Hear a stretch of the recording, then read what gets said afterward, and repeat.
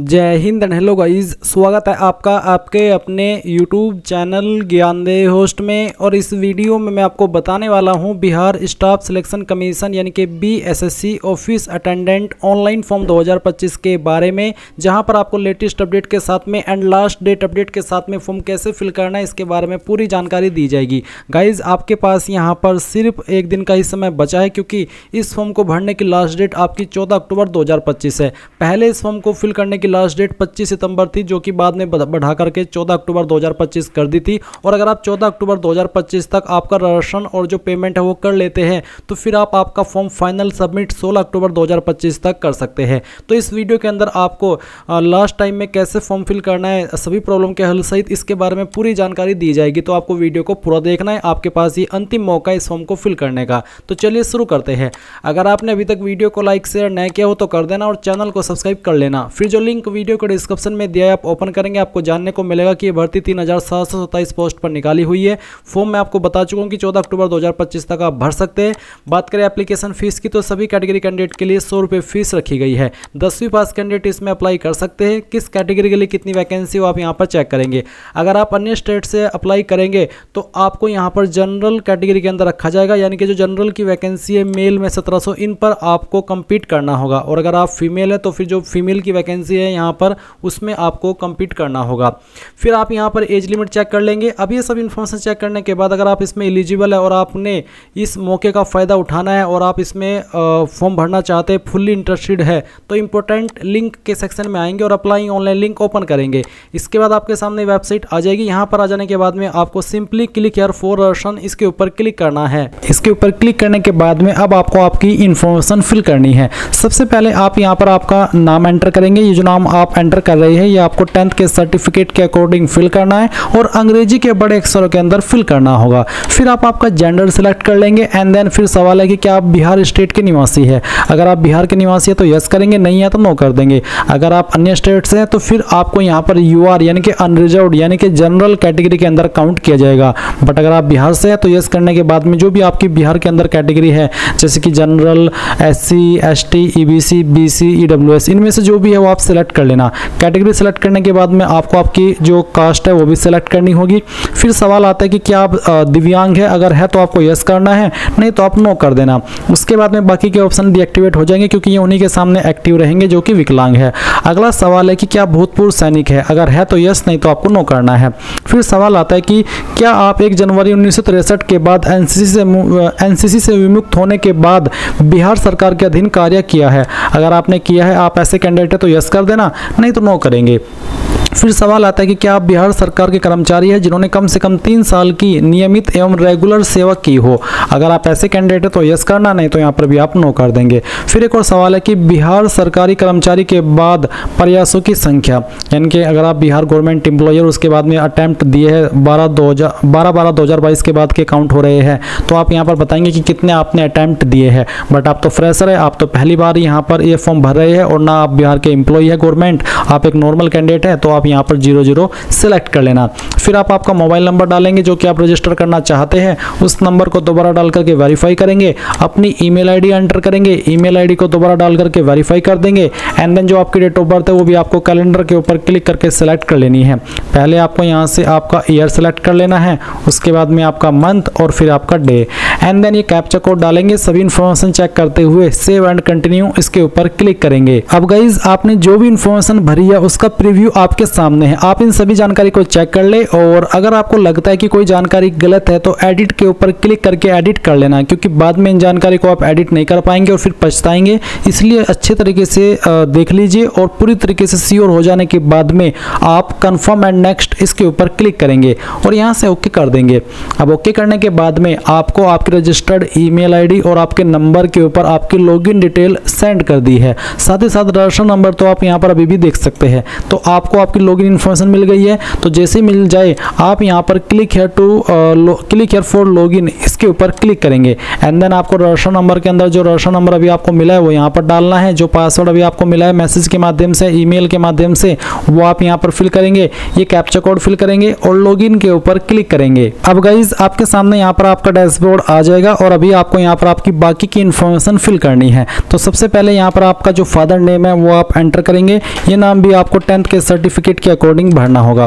फिर आपको यहाँ पर आपकी माता जी का नाम एंटर करना है एंड देन फिर आप यहाँ पर देखेंगे issue date of domicile certificate. क्योंकि आप बिहार के निवासी हैं तो आपको आपका निवास प्रमाण पत्र का इन्फॉर्मेशन यहाँ पर देना होगा। तो पहले तो बताइए कि किस डेट के अंदर इशू हुआ है।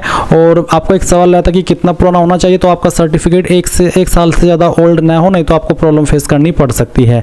इसके बाद आप देखेंगे issue number of domicile certificate. ये जो निवास प्रमाण पत्र संख्या ये आपको आपके जो आपका निवास प्रमाण पत्र है उसके ऊपर देखने को मिल जाएगी। फिर आती है कि कौन सी अथॉरिटी ने उसको जारी किया है, ये भी आपको आपके सर्टिफिकेट के ऊपर देखने को मिल जाएगा। जहां पर सक्षम अधिकारी लिखा होता है वहीं पर स्लैश लगने के बाद में लिखा होता है कि कौन सी पोस्ट के अधिकारी ने उसको जारी किया है। ये सर्टिफिकेट जनरली इन पोस्ट के अधिकारी द्वारा जारी होता है जो कि यहाँ पर मेंशन है, जैसे कि CO, RO, SDO, DM।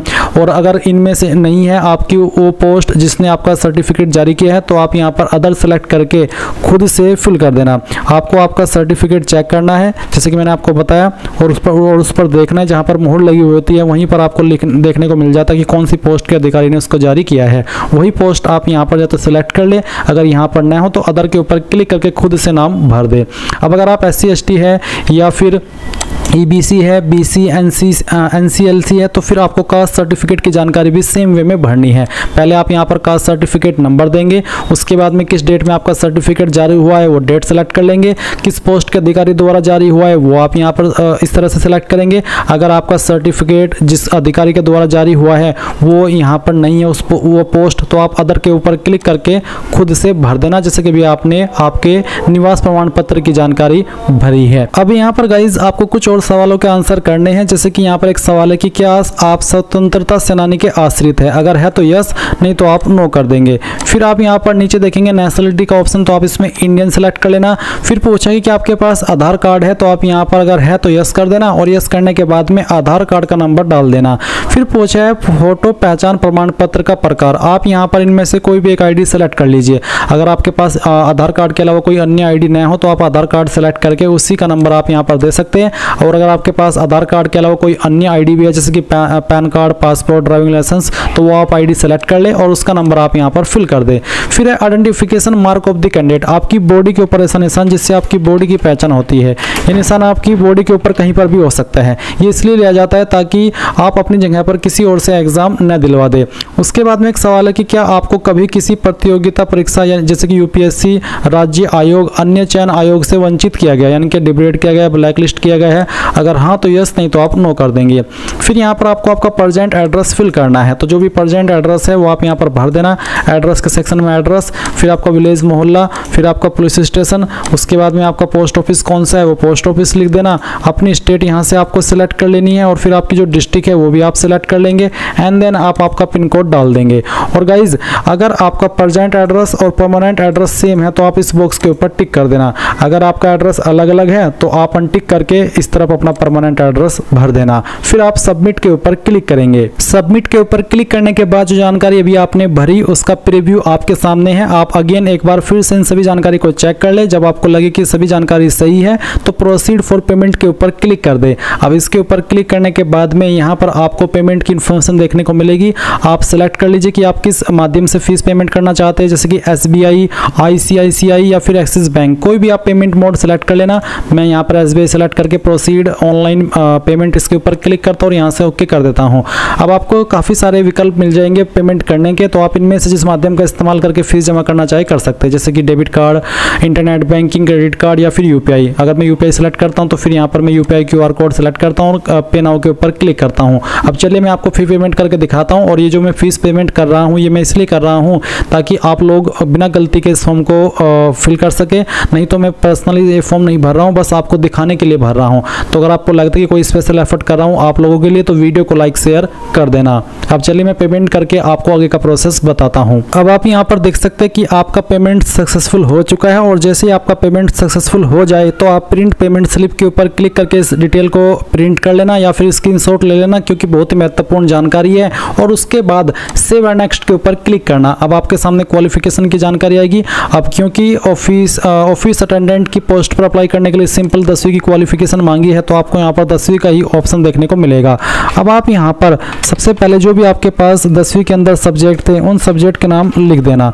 जो भी सब्जेक्ट थे, चाहे आपके पास 5 सब्जेक्ट थे, चाहे फिर 6 सब्जेक्ट थे, आपको सभी के नाम यहाँ पर लिखने होंगे। मैं आपको सजेस्ट कर रहा हूँ कि आप इनको अंग्रेजी के बड़े अक्षरों के अंदर लिखिएगा, थोड़ा ज़्यादा अच्छा रहेगा, क्योंकि यहाँ पर सभी इन्फॉर्मेशन अंग्रेजी के बड़े अक्षरों के अंदर आपसे मांगी है।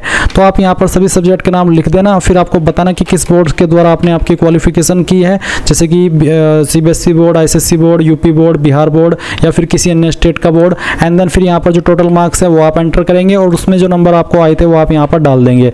अब कुछ कैंडिडेट का सवाल आएगा कि सर मेरे नंबर तो CGPA के अंदर है तो मैं क्या करूँ? तो आपको आपके टोटल मार्क्स को या फिर जो भी आपकी टोटल CGPA है उनको मार्क्स में कन्वर्ट करना है और वो जितने मार्क्स बनते हैं वो यहाँ पर डाल देना। फिर जो आपको प्राप्त CGPA है वो भी आपको मार्क्स में कन्वर्ट कर लेनी है और फिर वो यहाँ पर आपको मार्क्स लिख देने हैं। देन आपकी परसेंटेज आपकी आ जाएगी। फिर आप यहाँ पर आपका सर्टिफिकेट नंबर या फिर मार्कशीट नंबर डालेंगे, कब आपका सर्टिफिकेट इशू हुआ है वो डेट भी आप यहाँ पर इस तरह से सिलेक्ट कर लेंगे। एंड देन गाइज यहाँ पर आपको क्या करना है, ये इन्फॉर्मेशन देने के बाद में सबमिट के ऊपर क्लिक करना है। सबमिट के ऊपर क्लिक करने के बाद आपके सामने इन्फॉर्मेशन आएगी। अगर आपको लगता है कि कोई जानकारी गलत है तो आप इसको सही कर ले, नहीं तो सेव एंड नेक्स्ट के ऊपर क्लिक कर देंगे। अब आपको यहाँ पर आपको फोटो सिग्नेचर अपलोड करना है, तो आपके फोटो का साइज JPG रहना चाहिए, फॉर्मेट JPG रहना चाहिए। साइज 20 से 50 KB के बीच में, फोटो 1 महीने से पुराना न हो और उसका जो वाइट है या फिर उसकी जो विड्थ है या फिर कह लीजिए कि जो चौड़ाई है वो 200 पिक्सल एंड हाइट 230 पिक्सल होनी चाहिए। इसी प्रकार से सिग्नेचर आप देखेंगे इंग्लिश का और फिर हिंदी का। इंग्लिश सिग्नेचर में आप जो चाहे अपलोड कर सकते हैं, जैसे भी आपका सिग्नेचर है, और हिंदी सिग्नेचर में आपका जो नाम है पूरा नाम वो लिख करके वो यहाँ पर आपको अपलोड कर देना है। साइज 10 से 20 KB के बीच में रखना है। तो जैसे आप सभी इमेज सिलेक्ट करके अपलोड करेंगे तो आपके फोटो यहाँ पर इस तरह से अपलोड हो जाएंगे। अब आप नीचे आइए, अगर आपको लग रहा है कि सही से अपलोड नहीं हुए है तो आप री अपलोड फोटो एंड सिग्नेचर के ऊपर क्लिक करके इसको री अपलोड कर लेना, नहीं तो सेव एंड नेक्स्ट के ऊपर क्लिक कर देना। अब आप यहाँ पर आपका लाइव फोटो अपलोड करेंगे, आप आपका फोटो कैप्चर कर लीजिए और उसके बाद में आप यहाँ पर सबमिट करके इसको ओके कर दीजिए। एंड देन आपका लाइव फोटो भी यहाँ पर इस तरह से आ जाएगा। अब आप नीचे की तरफ आएंगे, यहाँ पर टिक करेंगे, फाइनल सबमिट के ऊपर क्लिक करके यहाँ से ओके कर देंगे। और गाइज अब आपको यहाँ पर अगर प्रिंट लेना है अपने पेमेंट का तो वो भी ले सकते हैं। आपकी लॉगिन इन्फॉर्मेशन यहाँ पर दी गई है, साथ ही साथ आप प्रिंट एप्लीकेशन स्लिप के ऊपर क्लिक करके, अगर आपके पास अभी प्रिंटर मौजूद नहीं है तो क्लिक है टू प्रिंट दिस पेज के ऊपर क्लिक करके इसको PDF के रूप में सेव कर लेना और बाद में प्रिंट करा लेना। इस तरह से गाइज आप लोग आपका बिहार स्टाफ सिलेक्शन कमीशन यानी कि BSSC office attendant online form 2025 भर पाएंगे। आई होप ये प्रोसेस आपको पसंद आया होगा। अगर आपको कोई सवाल डाउट रह गया हो तो आप कमेंट के माध्यम से पूछ लेना। Thanks for watching. जय हिंद।